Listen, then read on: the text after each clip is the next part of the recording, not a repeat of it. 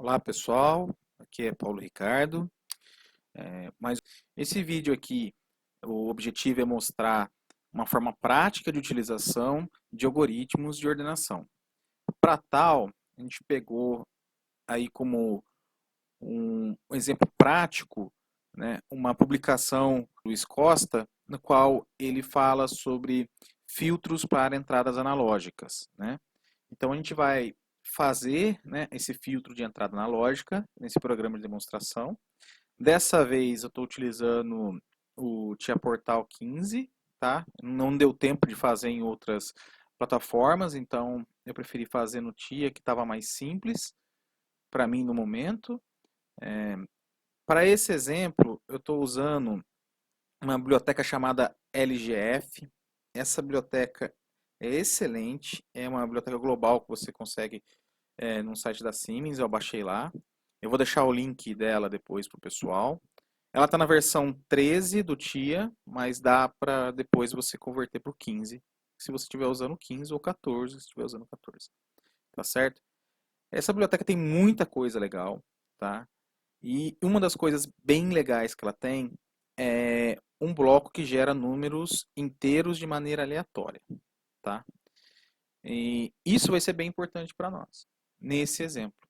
Porque eu não queria ficar lá digitando no simulador o valor da saída para a gente ficar vendo a ordenação acontecer.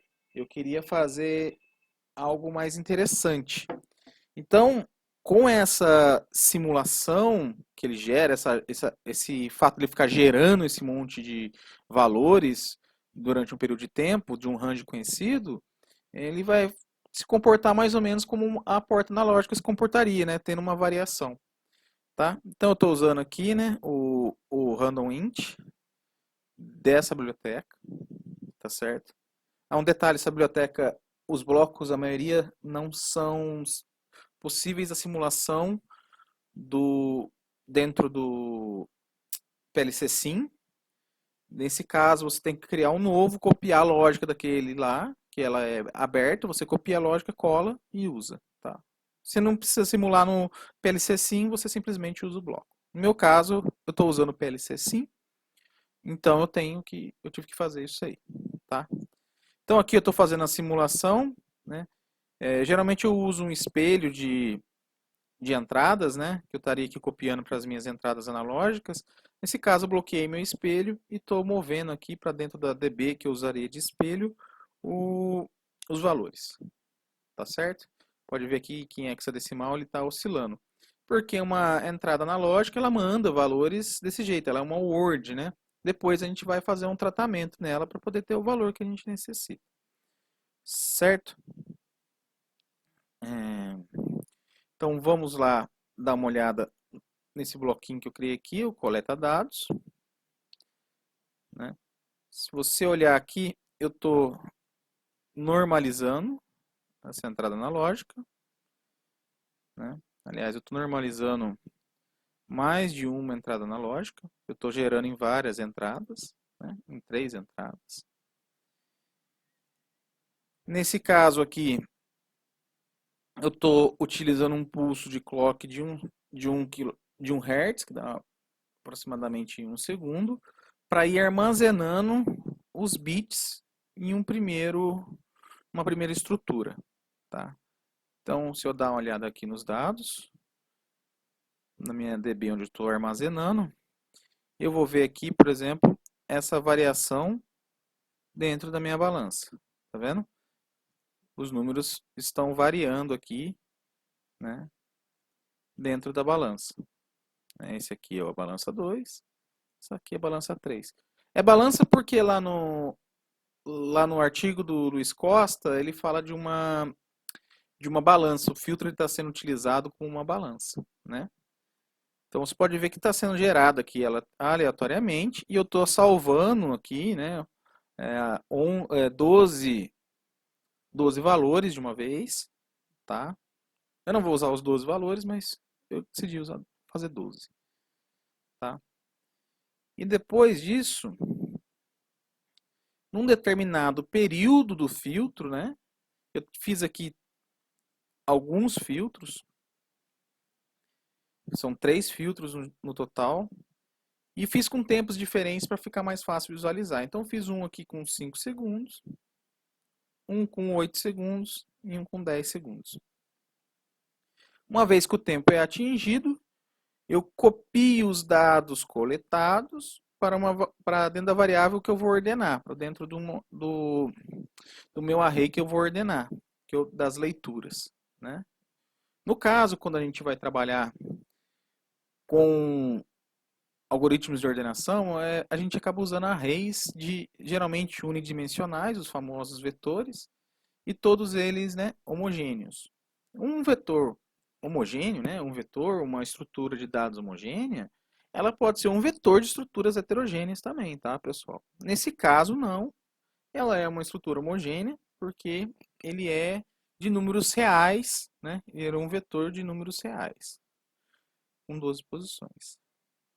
Uma vez que eu fiz, nesse período de tempo, esse armazenamento dos dados, eu aciono os algoritmos de ordenação.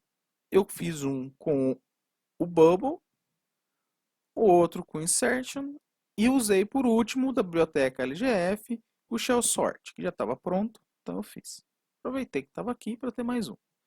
Tá? O que diferencia? O Ordena, usando o Bubble, ele é um algoritmo muito simples, tá? E tanto ele quanto o Insertion. Eles são algoritmos simples, são provavelmente os mais simples. Eles têm um desempenho satisfatório quando você está lidando com estruturas pequenas, com arrays pequenos. No caso do Bubble, ele ainda é um pouquinho melhor do que o Insertion quando você tem arrays maiores, né? A explicação sobre o funcionamento deles está no texto aí, que está inserido esse vídeo, né, no portal. Para quem está vendo no YouTube, o link está aí embaixo, tá? É só acessar lá no portal. Porque a ideia aqui é demonstrar o funcionamento, não é ficar aqui minuciando, explicando cada um dos pontos desses algoritmos de ordenação. Até porque eles hoje são muito padronizados. Como já são bem conhecidos, hoje você já encontra essa lógica pronta, mas você tem que saber que eles são mais eficientes ou menos eficientes, ou se eles atendem ou não aquilo que você vai fazer. E, logicamente, saber se você consegue aplicar ele na CPU que você está trabalhando, quando a gente fala de PLC. Vai lembrar que, diferente dos computadores, diferente quando a gente trabalha em C, a gente não tem alocação dinâmica de memória.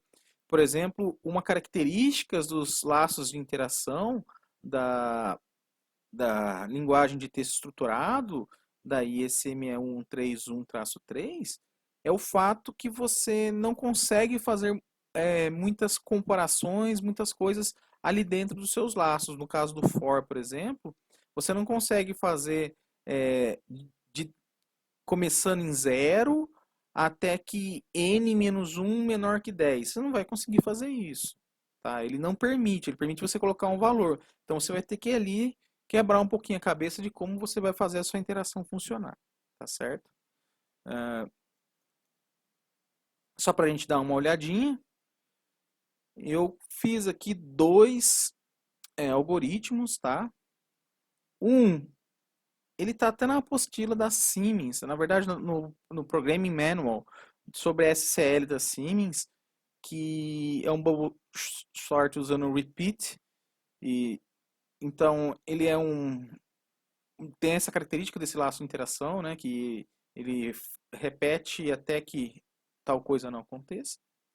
Eu deixei comentado aqui embaixo, né, um outro utilizando o for, que tem, né, que é o para, que tem um detalhe, né, como eu tinha que fazer um trabalho em cima do K aqui na comparação, eu não consigo fazer isso nesse tipo de linguagem estruturado.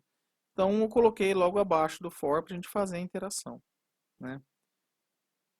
É uma das maneiras de fazer. Às vezes você simplesmente não opta por não usar o for, vai direto no repeat, porque a maneira que o repeat se comporta é diferente do for, então ele permite que você consiga fazer testes diferentes, né? Você acaba mudando um pouco a lógica, mas miolo da coisa é sempre igual, tá certo? Vamos voltar lá. A gente tem aqui o insert também, né? Esse não tem tanta... Ele é um pouquinho mais simples do que o Bubble, né? Ele está usando um for e um while, tá? Esses são algoritmos básicos deles, tá? Tem algumas versões desses algoritmos que são um pouco melhoradas, só que eles são um pouquinho mais difíceis de implementar no PLC, tá? Pelas características da linguagem e do próprio PLC. Então, nesse caso, né, eu preferi deixar as versões mais simples possíveis para quem for analisar, olhar, saber o que está acontecendo. Ficar mais simples, né? E o nosso LGF Shell Sort, que é um algoritmo um pouco mais complexo, ele já é um bloco, você pode ver que ele foi bem feito, né? Não foi que nem o meu, que eu fiz só para demonstrar. Ele já traz para você se você terminou, se você teve um erro, né? Ele é de uma biblioteca muito útil. Então, para quem quiser, vai estar o link embaixo. Faz um monte de teste com as coisas que tem nessa biblioteca, com os blocos, que é bem legal. Então, isso é só mostrando que a gente está aí com os algoritmos de ordenação. Qual que era a ideia do filtro? Era coletar um número X de dados, lá, se não me engano, eram 10. Você utilizar os dados, ordenar os dados, aí entra nos seus algoritmos de ordenação. E por último, fazer uma média dos valores centrais, né, que daria daí o valor, entre aspas, mais próximo do real, né, que a entrada analógica está recebendo, que ele já está filtrado já. Você descarta os extremos e faz uma média do que está ali, uma média simples, né? Então, por exemplo, os valores centrais da minha primeira entrada analógica, né, estão variando aqui, ó, 350, 351, 357, 358, né? A minha média é 352, esse é o valor mais próximo da realidade. Lá mudou, 354, porque a gente está com aquele tempo, né? Então, eu estou simulando realmente a entrada funcionar. Se a gente olhar aqui nos nossos dados coletados, a gente vai olhar aqui o da balança 1, como estão sendo gerados, ó, 343, 359, 347, né? E quando eu coleto, quando eu envio ele para ordenação, você pode ver que eles estão certinho, ó, 34657, 34776, eles estão realmente ordenados de forma crescente, ó. Então eu utilizo os valores mais centrais para ter a minha média mais próxima da realidade, né?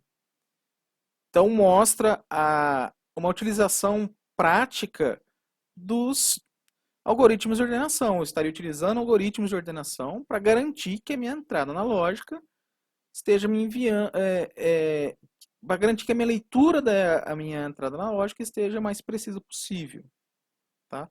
E que eu posso utilizar vários algoritmos de ordenação sem problema nenhum, né? Eu tenho que escolher aquele que vai ser mais interessante para mim no momento. Por exemplo, eu posso usar o Bubble Sort ou o Insertion sem problema nenhum, que eu estou tratando de poucos dados. Se eu estivesse tratando de muitos dados, provavelmente eu estaria procurando aí um algoritmo que seja melhor para esse tipo de coisa, para tornar mais rápida a operação. Tá certo? Espero que tenha dado para ver aí o funcionamento, né? Essa biblioteca aqui, a LGF, é muito útil, tá? Inclusive, ela tem FIFO, LIFO, né? Porque nisso de armazenar os meus dados, eu tive que fazer também alguma coisinha para ajudar, né? Esse aqui é um bloquinho que eu criei, o armazenar dados, tá? E eu utilizei um conceito de shifts que é baseado na ideia do FIFO, né? O FIFO é uma forma de algoritmo de ordenação também, né? entra um, sai um, né? Mas a gente fala mais de fila, né? E até vou abrir ele aqui para dar uma olhada, não ia, mas ele é um algoritmo bem simples, né? Eu tenho uma vez que eu tenho a quantidade definida, né? Eu simplesmente faço um laço de interação que vai trocando, né? Aquele que vai entrar antes de eu pegar e copiar para a posição, eu jogo o que estava lá para baixo, né? Mas você vem de baixo para cima. Simples assim, né? Você joga o último fora e vem colocando todo mundo para baixo e coloca o próximo, tá? A gente pode falar um pouco desse algoritmo de ordenação, desse tipo de trabalho com lista, de você colocar para baixo, né? O LIFO, o FIFO e o LIFO. Não era muito a ideia desse vídeo, mas só para saber que a gente teve que usar também um algoritmo desse tipo, tá? Então, geralmente a gente já tem os blocos que fazem isso, tá? Na maioria dos CLPs. O da Siemens não tem, mas você tem essa biblioteca aqui que acaba solucionando uma série de probleminhas que você teria, dando uma série de ferramentas para você, tá certo? Então esse foi um vídeo sobre estrutura de dados, é um negócio chato pra caramba. Então eu agradeço todo mundo que teve paciência para ver, tá? Continua aí acessando o canal, né? Deixa lá seus comentários no vídeo e até a próxima, pessoal. Muito obrigado.